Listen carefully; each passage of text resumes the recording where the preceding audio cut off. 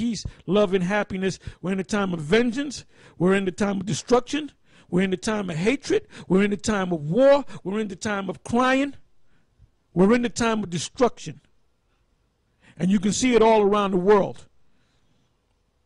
Now, we used to always say that we don't know if China is going to be involved in this war, but guess what? China is going to be involved in this war because they have invested money into Iran. Now, when the U.S. and Israel go into Iran to declare war against it, Russia's going to get involved because they got to protect their investment. China's got to is going to get involved. And eventually, all the allied nations of the U.S., they're going to get involved in that war. And that's all in the scriptures. All right, so go ahead and read that. This is on a missile system that the Chinese have. I believe it's called the DF-31, if I'm not mistaken. Yeah. And he's just going to read the first paragraph. All right, go ahead, brother. Okay, this is entitled Penn State Online, Weapons of Mass Destruction Around the World. DF-31, the newest generation of Chinese strategic missile, including the Dongfeng-31. Yeah, that's what the DF-31 stand for, Dongfeng. Go ahead. Will narrow the gap between current Chinese, U.S., and Russian ballistic missile designs. So you think the Chinese built that up to make a museum? The missile museum? They're gonna use those missiles. That's why the Mossad got the spirit on them to build those missiles up, just like the Mossad put the spirit on the Russians to build those missiles up. Go ahead. This system is a solid fueled 3-stage mobile missile with a range of 8,000 kilometers, carrying 700 kg. Yeah, that's like 5,000 miles, 5,000 plus miles. 700 kg, 1 megaton warhead.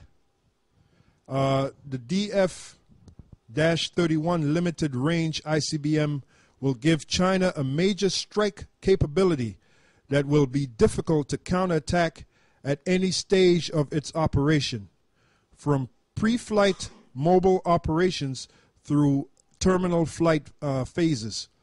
As with the JL-1/DF-21 combination, the DF-31 and the JL-2 are land-based and sea-based variants of the same missile. The canceled DF-25, conventionally armed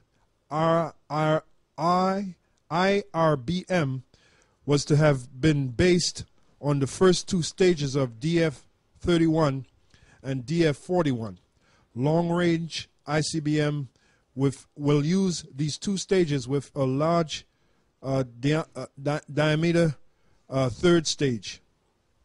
Development of these missiles was accelerated following the successful test of their common 2M diameter solid rocket motor in late 1983. The missile is apparently comparable in size and performance to the American Trident C4 long-range multiple warhead 3-stage solid fuel missile that is launched from submerged submarines. Yeah, so that, like I said, that's all we need to read out of that. You can go to the next tab. Now, I'd like the reader to get me Isaiah, the 16th chapter, the 1st verse to the 7th verse. This is the book of Isaiah, chapter 16 and verse 1. It says, "Send ye the lamb to the ruler of the land, from Selah to the wilderness, unto the mount of the daughter of Zion. For it shall be that as a wandering bird cast out of the nest, so the daughters of Moab shall be at the fords of Arnon. Take counsel, execute judgment, make thy shadow as the night in the midst of the noonday. Hide the outcast, bewray not him that wandereth. Let mine outcast dwell with thee, Moab. Be thou a covert to them from the face of the spoiler." Be a covert to them from the face of the spoiler. The face of the spoiler is ultimately It's talking about America because America spoiled us. All right. Read that again. It says, let mine outcast dwell with thee, Moab. Be thou a covert to them from the face of the spoiler. For the extortioner is at an end. Right. The extortioner is at an end. That's talking about Babylon and the system. The NATO, the EU. You can, if you checked out the news yesterday, I think it was yesterday or 2 days ago, France was downgraded once again. So this system, Esau's system, is crumbling right before your eyes. Go ahead. For the extortioner is at an end, the spoiler ceaseth, the oppressors are consumed out of the land, and in mercy shall the throne be established. Right, the throne is Israel being set up. Go ahead. And he shall sit upon it in truth in the tabernacle of David. Right, that's the house of David coming back together. Go ahead. Judging and seeking judgment and hasting righteousness. We have heard of the pride of Moab. He is very proud. Verse 6. Even of his haughtiness and his pride and his wrath, but his lies shall not be so. Yeah, because ultimately, even though Moab is going to do the bidding of the Most High, they're going to be destroyed too. Because they're going to be slaves under us too. Go ahead. Verse 7. Therefore shall Moab howl for Moab. Every one shall howl. For the foundations of Kir Harseth shall ye mourn. Surely they are stricken. Yeah, so Moab is going to play a part of this in a big way. Now go from there to the book of, I believe it's either Psalms 60 verse 8 or Psalm 6 verse 8. I think it's Psalm 60 verse 8. Actually, it's in two places in Psalms. This is the book of Psalms chapter 60 verse 8. Moab is my washpot. Over Edom will I cast out my shoe. Philistia triumph thou because of me. Right. Moab is my wash pot. So the Most High going to use Moab to clean up this devil. Now the Most High said, Edom, I will cast out my shoe. You know when you come home from a hard day at work and you take your shoes off and you just throw it?